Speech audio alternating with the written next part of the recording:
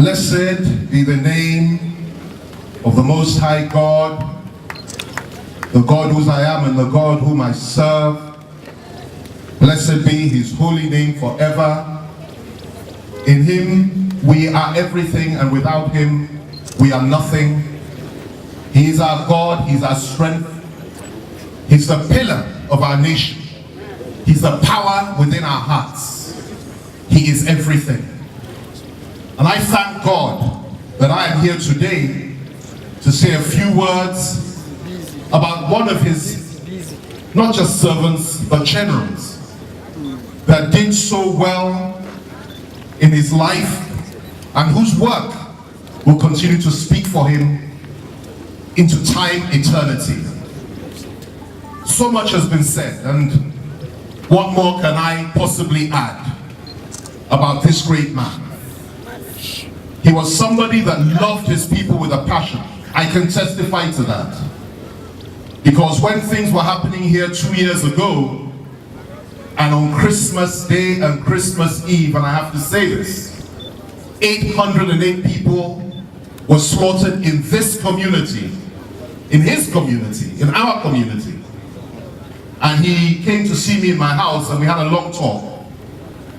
And the pain that he was suffering, the anguish, it was difficult to express and difficult to explain. But what I will tell you is this: if you will remember nothing else that I've said today, please remember this: that this man, Reverend Dr. Musa Asake, loved the people of Southern Kaduna with passion. He loved you.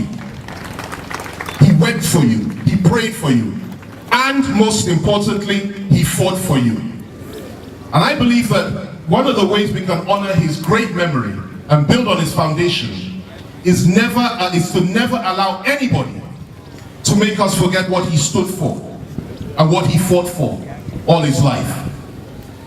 These great generals and servants of God sitting behind me here, and I'm sorry that my back is to you, sir, President of Canada and so many others.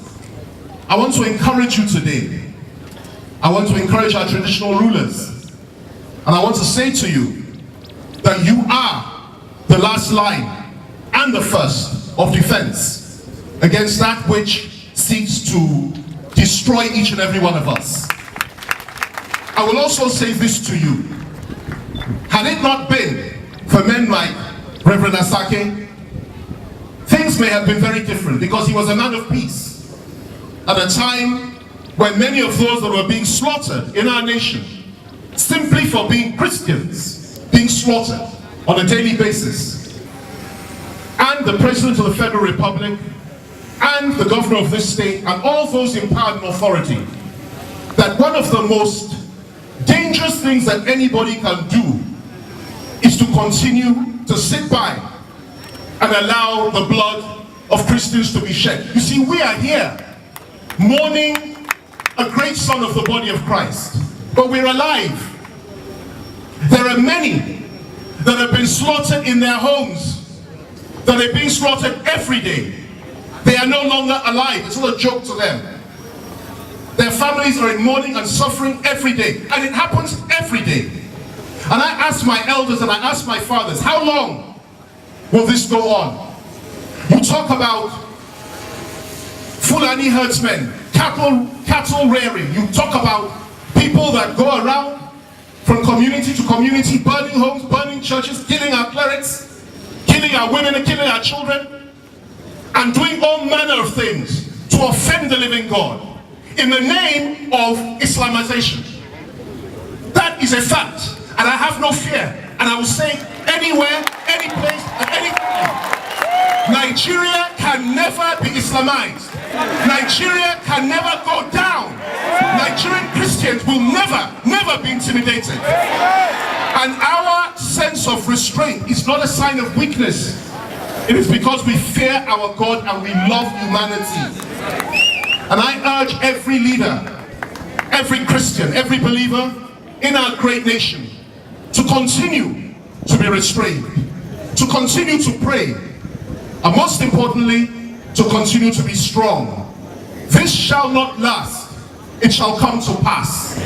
The terror, the wickedness, insensitivity, and most importantly, the attempt to enslave. I'll say one more thing before I step down, and it must be 3 minutes. Just one more thing. The people of the Middle Belt have suffered immeasurably over the years, ever since this country was conceived, even before this country was established. And I will tell you this, I come to you with good tidings today. I am from the South, proudly so, though I live in the North. And I'll tell you this, you are no longer alone.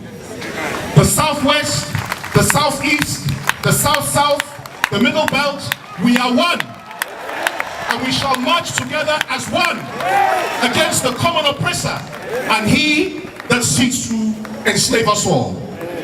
Now, having said that, I say this. To the families of my great and good friend, Reverend Dr. Musa Asake, I say, may God comfort you, may God guide you, may God lead you, and may God protect you. To Christian Association of Nigeria, I say, may God continue to use you mightily, sir, and each and every one of us, and those of you that are sitting there, that have done so well for the body of Christ. And I call on Southern Christian leaders and other Christian leaders all over this country, great men like Prophet T.B. Joshua, like Bishop Oyedepo, and all the others, to rally around and stand firm to support CAN, to support the Christian Elders Forum, to support every single Christian in this country, and protect them from the evil that seeks to consume our land. God bless you, God bless every one of us, God bless the Federal Republic of Nigeria.